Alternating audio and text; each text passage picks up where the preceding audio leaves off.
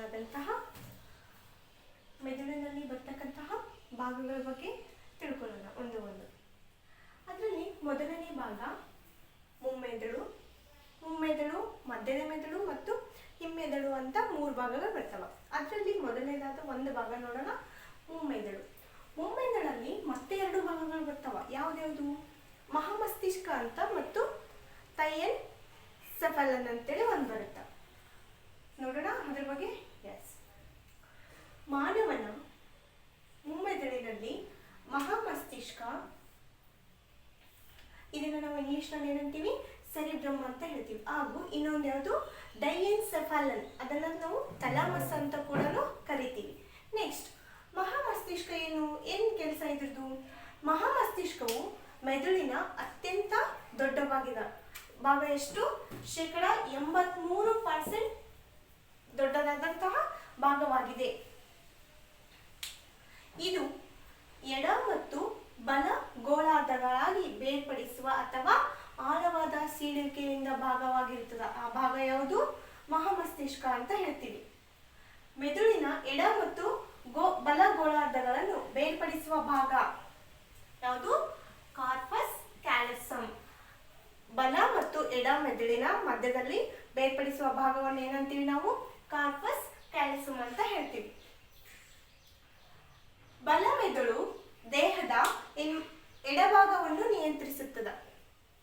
ಬಲ ಮೆದುಳು ದೇಹದ ಎಡಭಾಗವನ್ನು ಅಂದ್ರೇನು? ಬಲ ಮೆದುಳು ಈ ಕಡೆ ಇರ್ತಕ್ಕಂತಹ ಮೆದುಳು ದೇಹದ ಎಡಭಾಗದಲ್ಲಿ ಇರ್ತಕ್ಕಂತಹ ಅಂಗಾಂಶಗಳನ್ನು ನಿಯಂತ್ರಿಸುತ್ತದೆ. ಕೈ, ಕಾಲು, ನರಗಳ ಬಗ್ಗೆ ಏನ್ ಮಾಡ್ತದ?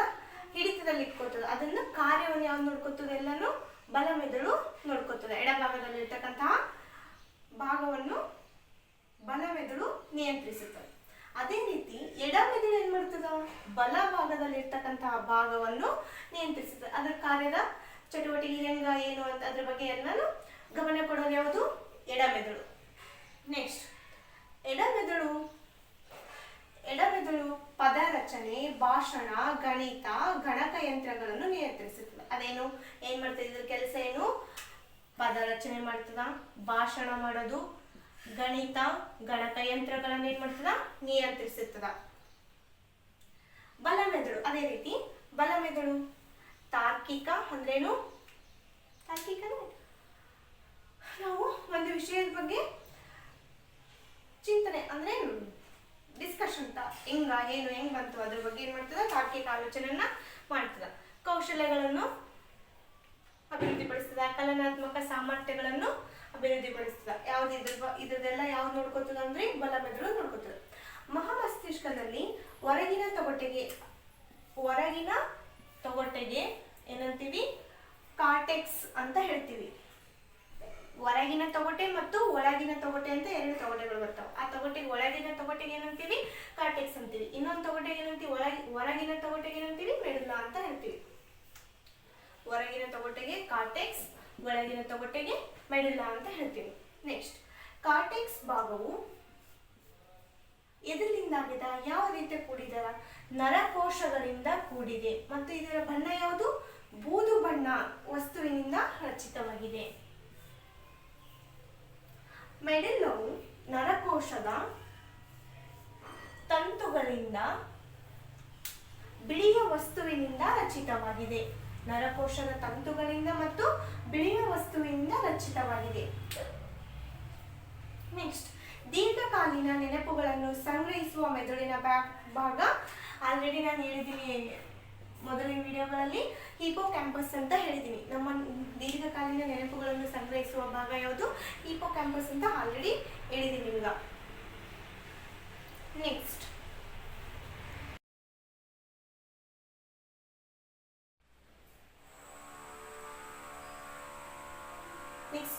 ಡೈಯೆನ್ಸೆಫಾಲನ್ ಅದನ್ನು ಹೇಳ್ತೀವಿ ಥಾಲಮಸ್ ಅಂತ ನಾವು ಕರಿತೀವಿ. ಇದರಲ್ಲಿ ಮತ್ತೆ 3 ಪೋರ್ಷನ್ ಬರುತ್ತಾ? ಯಾವುದು? ಎಪಿಥಾಲಮಸ್, ಥಾಲಮಸ್ ಮತ್ತು ಹೈಪೋಥಾಲಮಸ್. ಎಪಿಥಾಲಮಸ್, ಥಾಲಮಸ್ ಮತ್ತು ಹೈಪೋಥಾಲಮಸ್ ಇವುಗಳ ಕಾರ್ಯ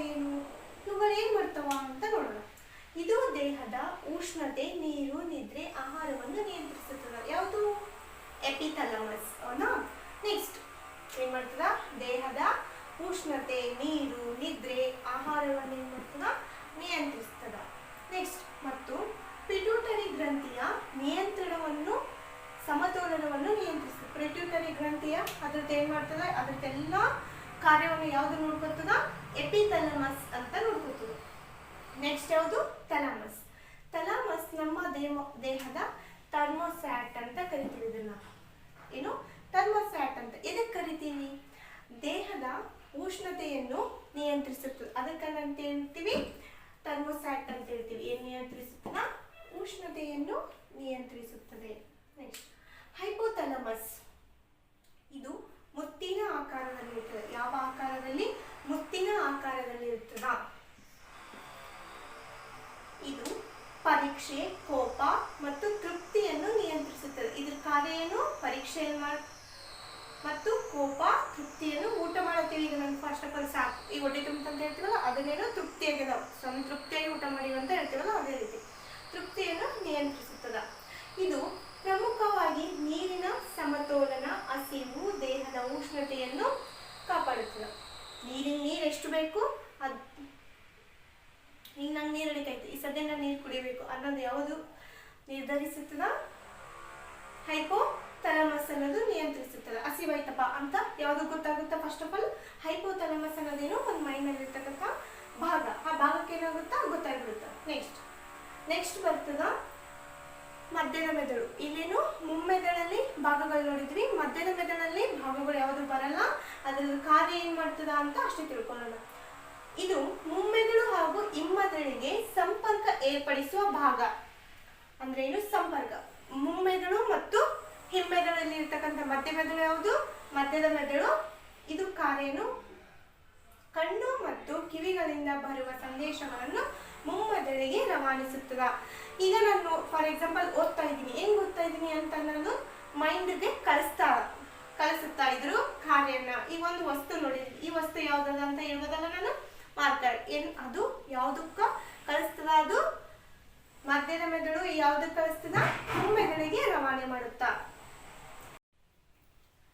ಈ ವಿಡಿಯೋದಲ್ಲಿ ಮುಮ್ಮೆದುಳಲ್ಲಿ ಬರ್ತಕ್ಕಂಥ ಭಾಗಗಳು, ಕಾರ್ಯ ಮತ್ತು ಅದರ ಕಾರ್ಯ ಮತ್ತು ಮಧ್ಯದ ಮೆದುಳು ಬಗ್ಗೆ ನೋಡಿದ್ವಿ. ಮುಂದಿನ ವಿಡಿಯೋದಲ್ಲಿ ಹಿಮ್ಮೆದುಳಲ್ಲಿ ಬರ್ತಕ್ಕಂತಹ ಭಾಗಗಳು ಮತ್ತು ಅದರ ಕಾರ್ಯದ ಬಗ್ಗೆ ತಿಳ್ಕೊಳ್ಳೋಣ.